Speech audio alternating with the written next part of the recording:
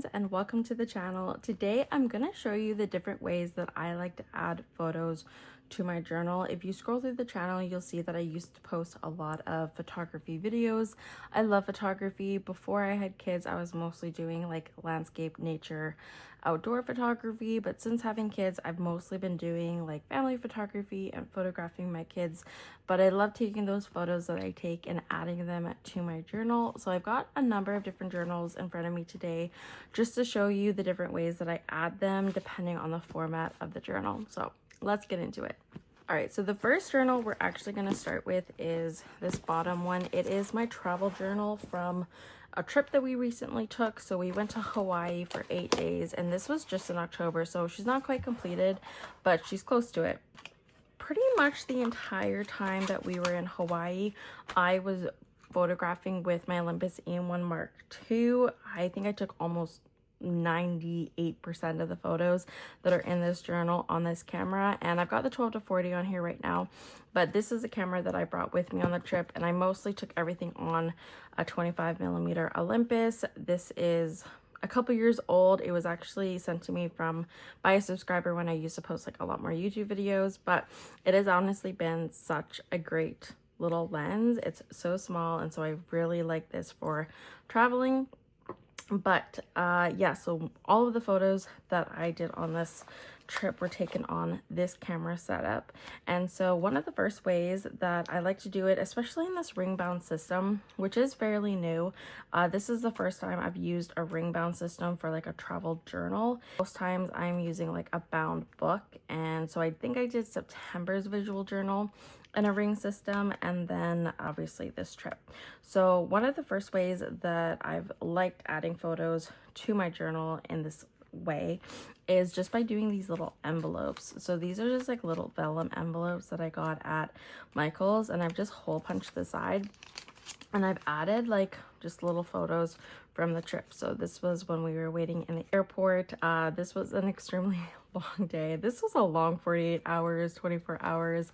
But yeah, there's just some photos of my husband and my son napping while we were waiting to check in essentially at Vancouver Airport. But yeah, I really like that I could add photos in this way, especially because like a lot of the writing that I did for the journal I did on the trip, but then all of the photos, of course, I took on my camera, but I didn't edit and get the photos printed until well after the trip. So it's nice that I can add the photos afterwards like this without like worrying about the format when I am actually like writing out the journal on the trip, if that makes sense.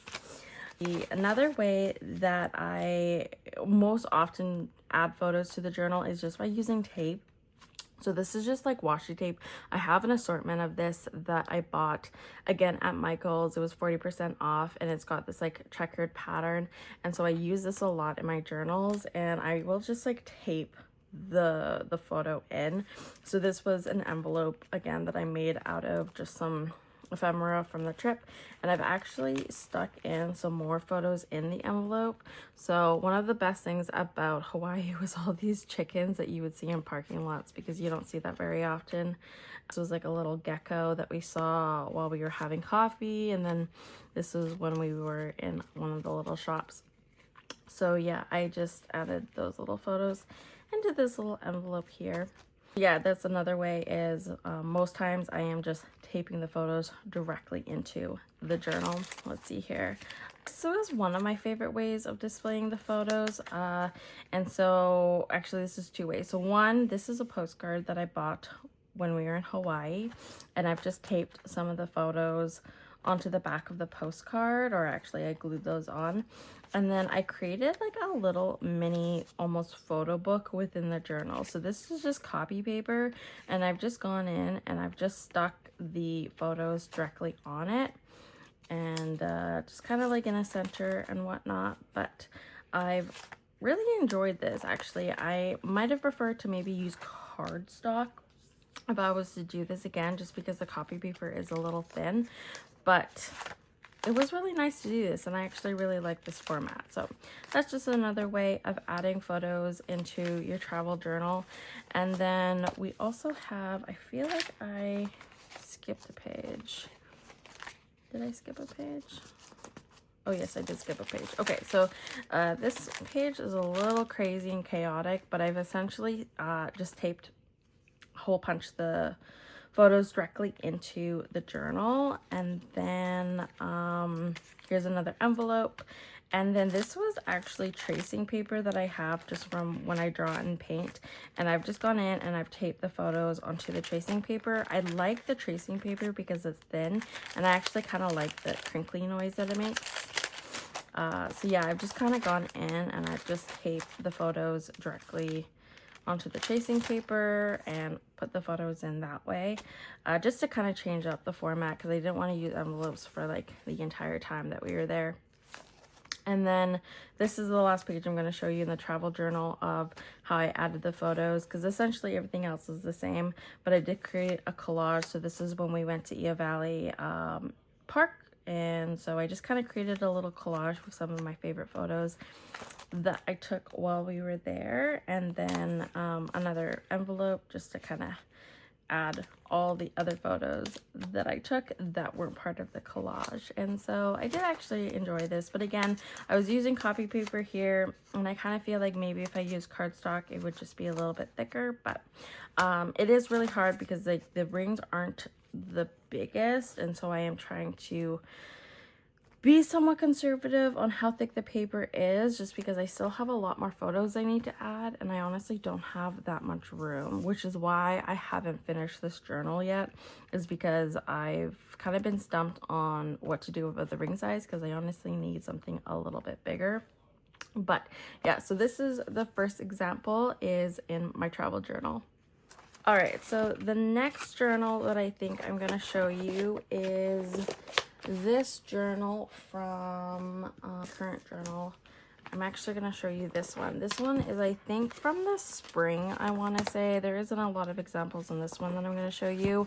One of the hard things about adding photos and ephemera I've been finding in these bound books, which make these ring bound systems a little bit better, is just the thickness of it. So like a ring bound system, you can add quite a bit and it's like fine, but I find with these bound ones, this is probably the chunkiest journal that I have, and you can really see that it got really chunky, because this was the first journal where I started adding photos to it, and that's because I had bought one of these Instax.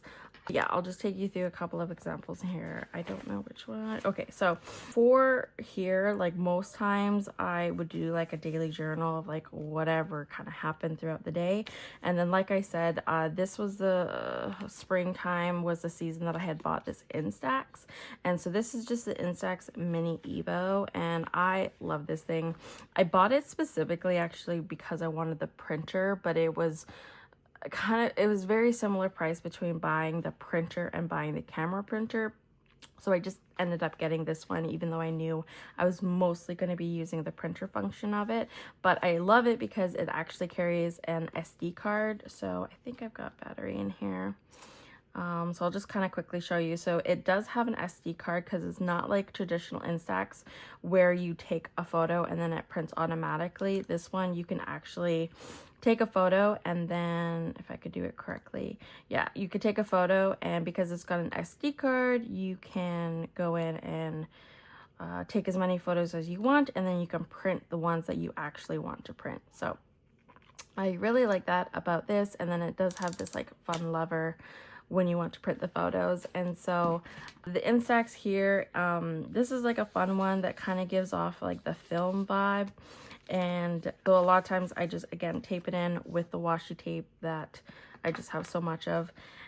And then another example here. Oh, so like a lot of times too, I will create like an envelope within the journal. So like I've just taken that tracing paper and I've just kind of created an envelope just so then I can stick the photos right in, because sometimes I want to actually hold the photos and in my hand and like look at them up close versus like have them in the journal. So sometimes I do that.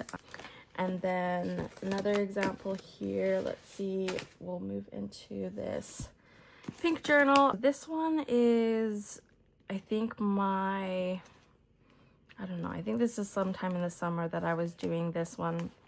I move around a lot in the different journals because I'll do another video about kind of my visual journaling process, but I do move around in my journals quite a bit. And so sometimes I don't finish a journal. I don't. This one's not actually finished, although I do still sometimes use her for like other journaling things.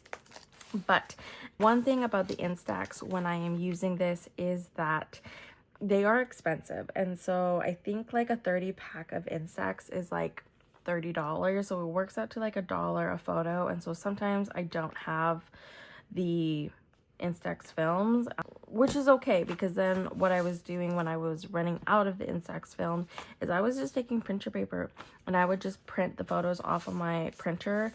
They're not the greatest quality. I don't know how they're gonna wear over time, but you know what, it's fine. So I would just kind of use that. I would just do these like small little prints. I would just cut them out and then tape them in. And I do like this only because it's a lot thinner. Like the Instax films are quite thick, and so I do like the fact that the printer paper is quite a bit thinner, which kind of cuts down on the bulk of the journal.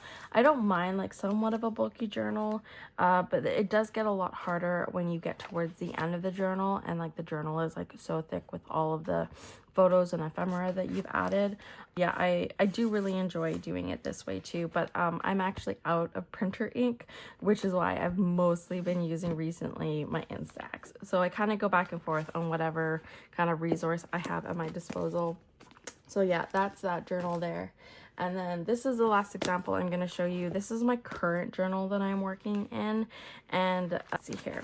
So this is back from when we went to like Davison Orchard and we were pumpkin carving using the Instax. So yeah, you could just see that like they're quite a bit thicker, but I do really love it. These photos were actually taken on the Instax camera. And then I think these ones were taken on my phone. But for these ones, I just glued them in and whatnot. And then film photos. So I have been getting into film photography recently. So I found out it actually only costs $11 to develop at my local London Drugs to develop the film, which is a lot cheaper than when I tried to do it the last time. I kind of had like a bad experience, and so it kind of scared me off from shooting film for over a year. But it only costs $11 to develop, which I think is pretty good. And so on my birthday, which was Halloween, I wanted to shoot a roll of film that was kind of like, because I was turning 30, so I wanted to shoot a roll of film specifically for my 30th birthday. So I bought this Olympus Trip 35 like a couple years ago, and I've only used it a couple of times. And so this is a camera that I did these film photos on, and these are how they turned out. They're not like the greatest, like honestly I think I took 24 photos and only like, what is it, 1, 2, 3, 4, 5 turned out, which is fine because I didn't know how it was going to turn out and I was open to the experiment. But I did really want to add film photos to my journal, and so I just kind of glued these ones in here with like some captions on what was happening. But I did actually like these ones. These did turn out, the lighting was good and everything. There's a lot to learn when it comes to film photography, so I'm still learning all of that. But yeah, these are really, really fun. And then while this like couple of next pages, I was in Vancouver, and just kind of while we're on the topic of film, I picked up a new film camera. So this is the Nikon One Touch 100, and I picked it up at a used film photography store. And so right now there is a roll of film in it. I've got the Fujifilm 400 I think in it, and so I'm currently at, what am I at? I'm about 30, I'm actually at 30, what is that, 33, 34 exposures. So I could actually probably bring this in soon, because I think it's only got 34 exposures. So I was trying to do like the month of November on a single roll of film, but it's been a little bit difficult. So I am excited to see how these photos turn out, because I did a lot of research on this camera and what I wanted to do for like a point and shoot film camera. So I'm really, really hoping that the photos turn out on this camera. But when they do turn out, I'm excited to add them to this journal, because yeah, I just started it, but should be good. So anyways, those are all of the different ways that I like to add photos to my journal. A lot of times they might just be like photos that I take on my phone, and other times they are photos that I take on my various film cameras or my EM1 Mark II, my Nikes camera, or my Instax. So there's like a lot of different cameras that I use throughout the month depending on, you know, what I'm doing. And yeah, I just like being able to add the physical photos to my journal. That is something that I didn't start doing until the spring, and I've been visual journaling since October. So like it was a good like 6 months or so after I started visual journaling that I started adding photos to my journals, because I just kind of felt that I was missing something. So yeah, those are just the different ways that I like to add photos to my journal. If you have any questions, then please just leave a comment down below, and I'll see you in the next video.